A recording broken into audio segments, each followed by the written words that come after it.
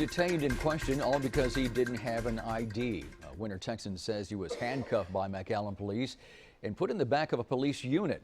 McAllen police tell us they had received a tip about a wanted person at a McAllen park. Channel 5's Michael Scott has a story from McAllen. That Winter Texan Jim McLachlan says McAllen PD should have handled this situation a little differently.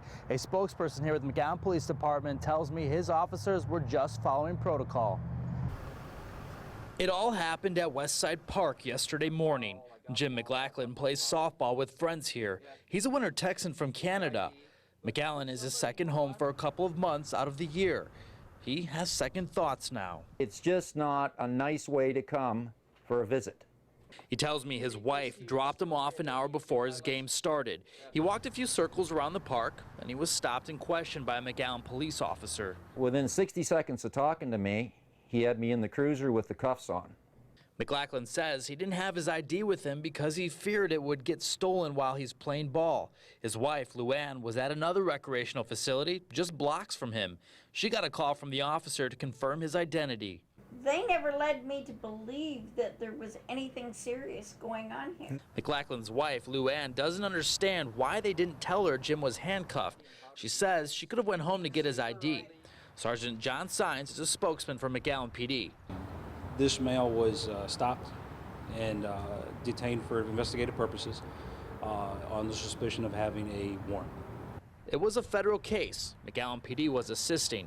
Sines says the officers on the street have to make the decision to either let them go or look into it further. Any call for service that we receive, whether it be a suspicious male or a person who may have a warrant, who may be a fugitive, of course the duty is to stop and investigate and try to determine if such an allegation is correct.